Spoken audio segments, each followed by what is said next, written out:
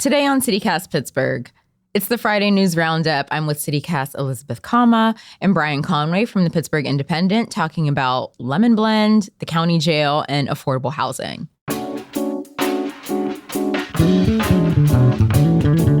It's Friday, January 13th. I'm Morgan Moody, and this is CityCast Pittsburgh.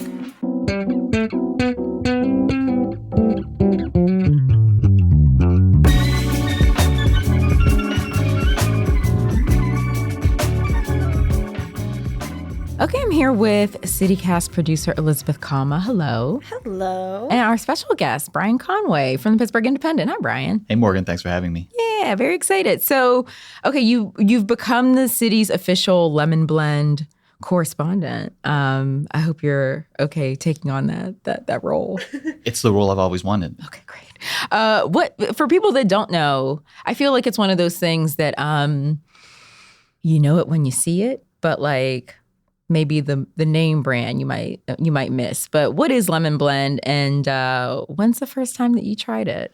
So lemon blend is sort of this original Pittsburgh beverage. It's been around since 1914. I think the best way to describe it would be like a juice drink or a juice beverage. Like, I don't know, growing up, I feel like we had these little cartons of like orange drink. It was maybe like 5% juice, Yes. 10% juice max, and lemon blend sort of falls into that. It's like a orange lemon juice drink. Maybe if you had like Mountain Dew that was uncarbonated, something like that. But it's been this beverage. It's been around in Pittsburgh for over a century now. It was served in tea houses in the 20s. You could get it at pirate games in the 50s.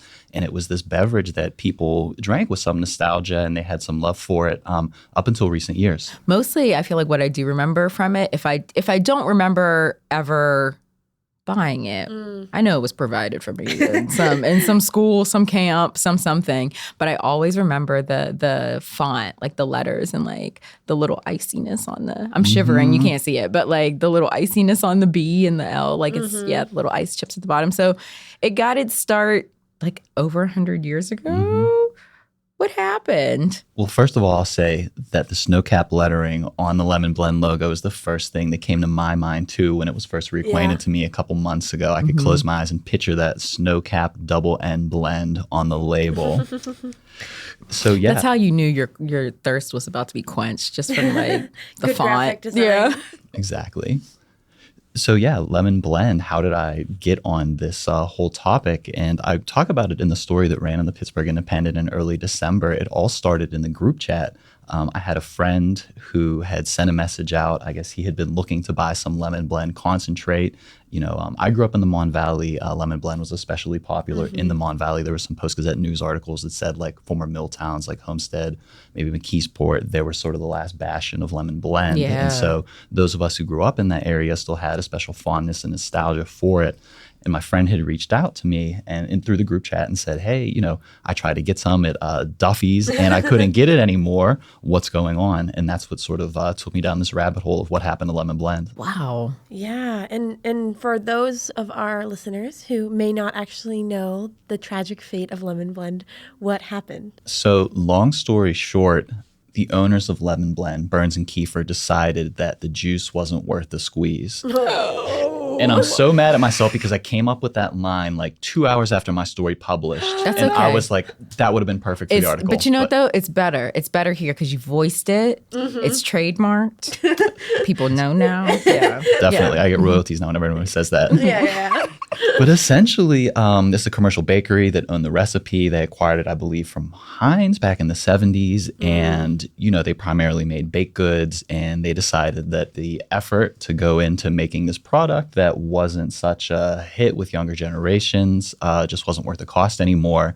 And so they stopped producing it. But through What bakery is that? Burns and Kiefer, they're a commercial bakery based outside of Evans City in Butler County. They provide baked goods for Giant Eagle, Eaton Park, other companies like that. Yeah. And then through my reporting, I sort of tracked down what had happened. I talked to this man, Tom Griffith, who runs lemonblend.com. He's the great grandfather of the founder, Edwin Keegi, who had invented it. And I reached out to him. He had heard from fans of Lemon Blend. He said he was getting like between a half dozen and a dozen emails every week last year from Lemon Blennd fans, people who had maybe like a mother who lived in Florida now, who grew up in Pittsburgh, who wanted it, trying to figure out where to get it. From there, I talked to Penn Mac, who were one of the last distributors, trying to get the word from them, what was happening. They were trying to ask me the same thing. Nobody really knew. And in the end, I ended up just driving out to Burns and Kiefer outside of Evans City because they weren't responding to my phone calls. They weren't responding to my emails. And eventually, they just hit me with a no comment. And that was that. And I thought that was the end of the story. That in my mind, I thought that there was maybe a sale that was in the works. They were trying to sell this nostalgic recipe. There are, I think, a couple brands in Pittsburgh that sort of specialize in nostalgic Yinzer Pittsburgh drinks. And as far as I could tell, that was where everything had left off, is that there was maybe a sale in the work, and that's why they wouldn't get back to me. Yeah. Nostalgia in Pittsburgh, it's like, that's... Sells. So that's not the end of the story. What happened? What goes further beyond no reply? So actually what had happened was between Christmas and New Year's, I got contacted by some former employees of Burns and Kiefer. I guess, Pittsburgh Independent, we're out there. People are reading us, well beyond Allegheny County, right? And so some readers had read it up in Butler County, and they had worked at Burns and Kiefer, and they contacted me and said, hey, stuff going on here. And I ended up talking to about like 10 former employees of Burns and Kiefer over the holiday break. And what had happened was on December 29th, they had workers come in, they had them clean for an inspection that day. They bought everybody pizza, and then they let everybody go. And so it's a very sad ending to the story, because there's about 24 workers who were let go in Callery, right out of Evans City. That was the Burns and Kiefer headquarters. And there were roughly twice that many in Hermitage and Mercer County who were also fired, as far as I know, without warning as well. So you're looking at about roughly 75 employees employed by this commercial bakery who were all let go very suddenly without warning over holiday breaks. And it also ends that over 100-year presence that Burns and Kiefer had in Western Pennsylvania. So, couldn't they have just like sold the recipe to like keep it going, even if you couldn't continue the operations? Like what? I had the same question. You would think that if maybe they were tied up for money, that they could sell this recipe and cash in on that Yinzer nostalgia market that we all know exists. And again, originally, that is what I thought, was that there was maybe some sale in the works, and that's why they weren't getting back to me. But it turns out the full story is that for a variety of reasons, again, they won't talk to me for this, but apparently there had been some difficulties in recent months, and the whole operation, at least in Western Pennsylvania, is over now. And so that's the very sad ending, at least for now, with what happened to Lemon Blennd. Though presumably they still have the recipe and they can sell it at some point, but maybe if they sell it, they can give some of that money to those dozens and dozens of employees that they laid off without warning. Yeah, that sucks. So you call them in to clean and then lay them off right after that. Did they say that they were getting any sort of severance? How long have some of these people been working at that bakery? That's a lot of questions. That's fine. And there are a lot of unanswered questions still, just because Burns and Kiefer won't. They put out a statement thanking employees for their efforts, which we'll just let that sit there. But, like I said, there are a lot of unknowns. We don't know what's going to happen next. The employees that I spoke with, they were concerned about some paid time off from years prior that they had accrued. Someone had showed me a picture of the Burns and Kiefer employee manual, and it said that if you're let go for any reason, or if you stop working there for any reason, you lose your paid time off from years past. So there were employees that were worried about that. And a lot of the employees were fired second or even third hand. Like if you weren't there on that December 29th when they let people go, you would tell your friend, and then they would tell their friend that they were actually let go. And so there were some delays maybe in getting the unemployment processed as well. And then as far as I know, none of the workers that were let go actually got any severance or anything. Oh, that's terrible. Wow. And especially when you think it's in the middle of the holiday season, employees probably just spent a bunch of money on gifts. Right. Yeah, that money was something that they depended on. So it's just really terrible.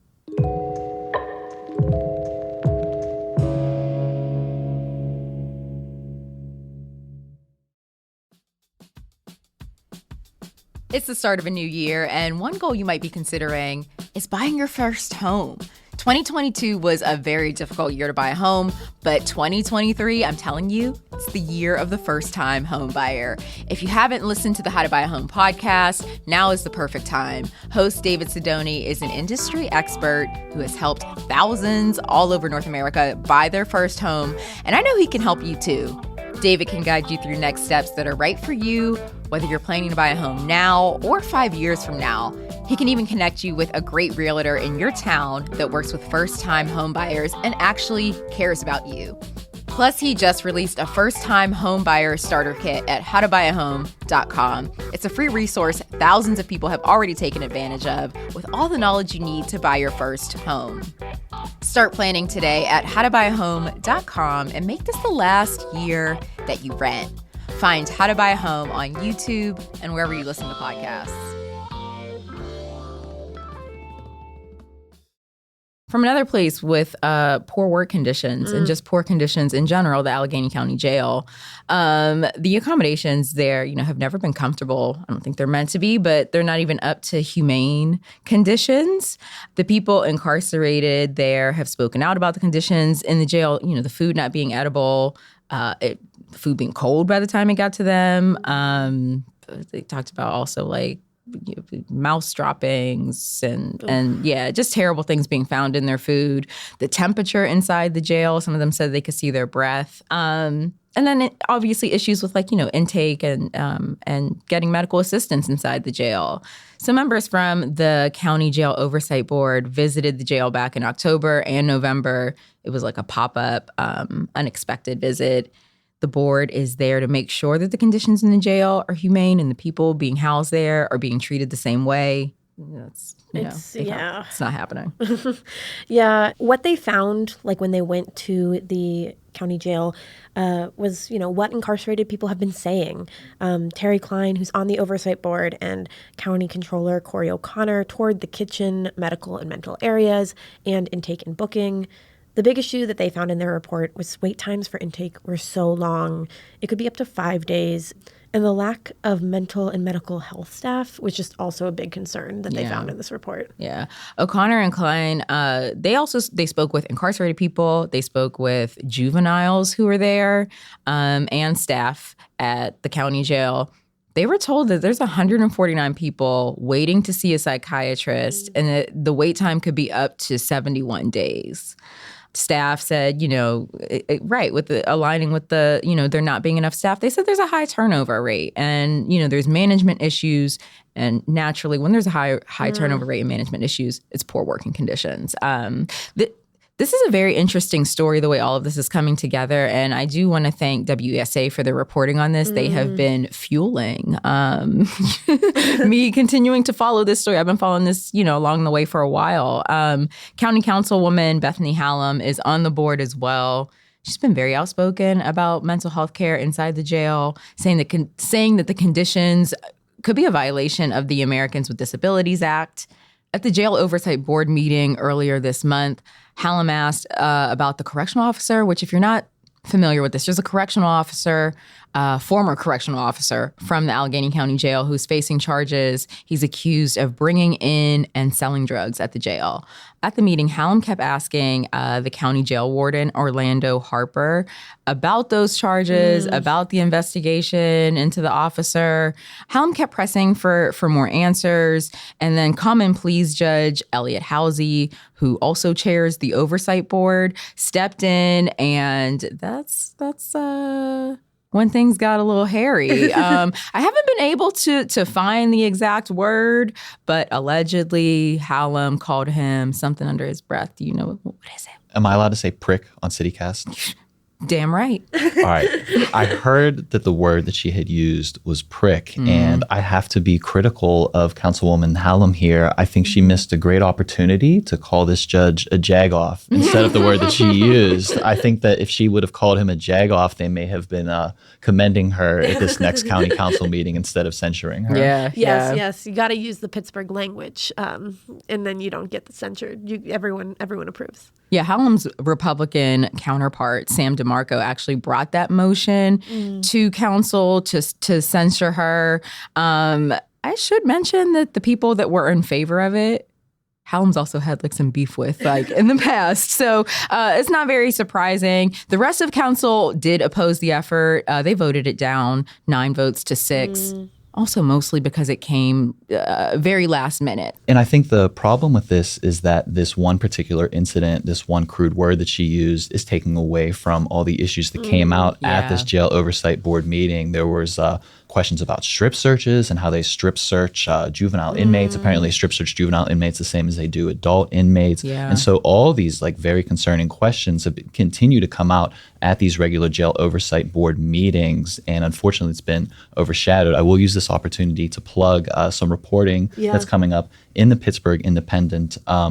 Myself and then Brittany Haler from the Pittsburgh Institute of Nonprofit Journalism. Morgan, I know you said you had been following WESA. They've been doing great coverage as well. I would also encourage you to follow Pinge. Brittany's really been on the lead of a lot of this reporting. And so we actually just got some funding through the Pittsburgh Media Partnership to do some more reporting around the county jail. So definitely stay posted to the Pittsburgh Independent and the Pittsburgh Institute for Nonprofit Journalism for more coverage on the county jail in the months to come. Absolutely. And we've had Brittany on the show before talking about issues with the jail, and still seems to be the same issues a year later.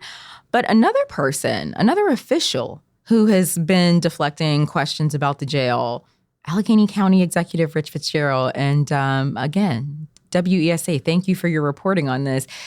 Brian, have you been following this part as well? Yeah, Morgan, I got to say, this wasn't on the list of questions that you had sent prior to us talking about this, about the county jail.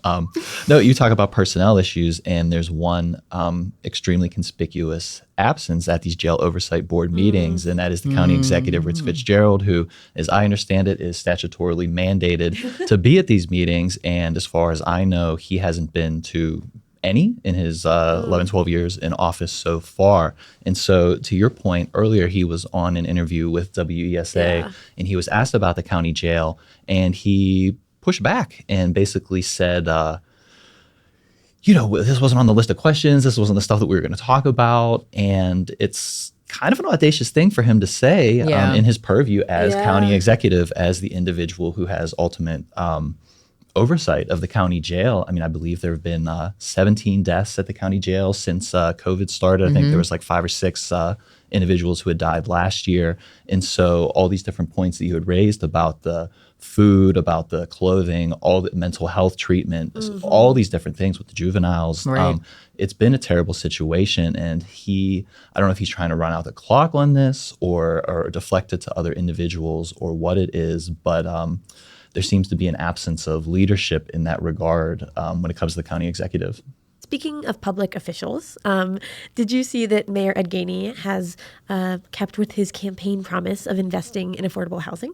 Yeah, I saw that there's a plan to issue a new bond to fund more affordable housing in Pittsburgh. I think that a lot of the details are yet to play out. We don't exactly know what the spending plan is going to be, how many affordable units will be created with the spending. But it seems like a step in the right direction. I had actually reported for the Independent last summer on the city's inclusionary zoning overlay districts. This was something that started during the Peduto administration, specifically in Lawrenceville. And when Mayor Gainey got into office, he expanded it to some other rapidly gentrifying neighborhoods in town, including, I believe, Polish Hill and 1 or 2 others. What happened was, I believe it's the Builders Association of Metropolitan Pittsburgh. They have sued in federal court to rule these inclusionary zoning overlays unconstitutional. Essentially, their argument is that by the city creating these inclusionary zoning areas, they're forcing the mandate to create affordable housing on the builders,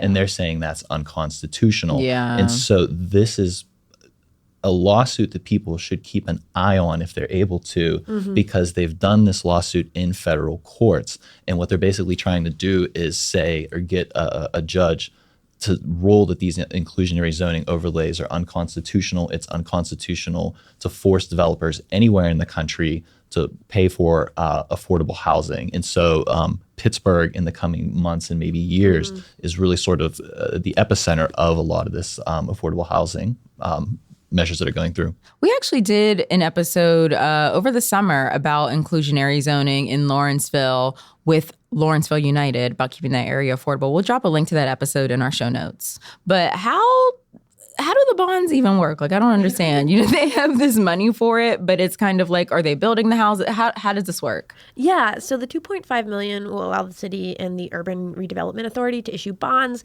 which are basically these like loans that they sell to people with the promise of paying them money back in full later. And so it's a way to raise money. So even if it's like $2.5 million, they can actually like issue these bonds and maybe have more than that come in. The money that they make selling these bonds will be used to make more significant investments in affordable housing.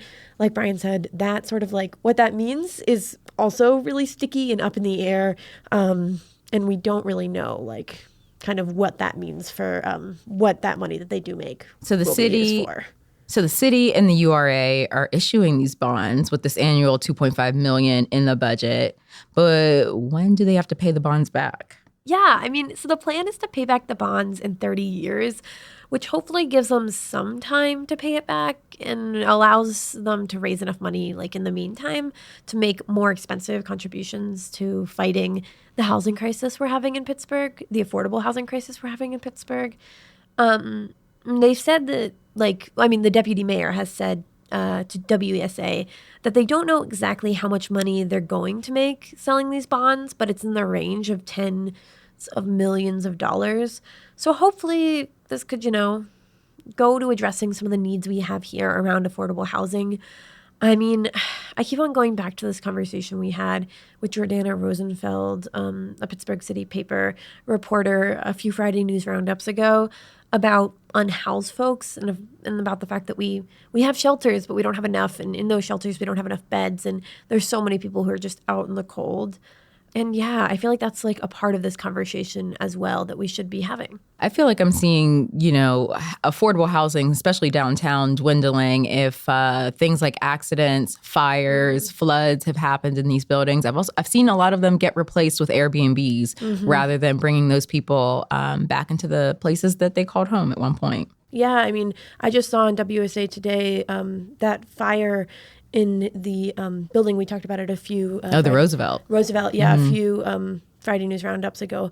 That the people who are living there are fighting to, go back and live in that building because they need the affordable housing and like being in the city, it's a great access point for jobs. Right. And they can't because, there's a lot of parts of the building that are condemned. I'm interested to see what unfolds with this money and how it's really going to go toward helping people. Yeah, it's definitely something to watch. And what's the turnaround going to be when you're talking about construction? We have a need for affordable housing right now. Right. Yeah, well, we'll definitely watch, and I'm sure Brian will as well. So check the Pittsburgh Independent and keep listening to us. And we'll be watching this story.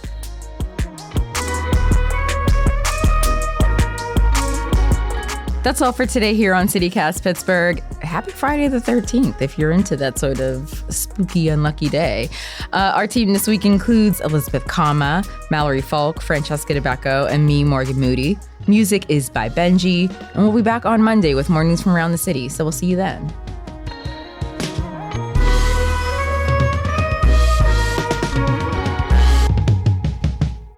Toilet paper and lemon blend, two essential things to any Pittsburgh house. Yeah. Absolutely.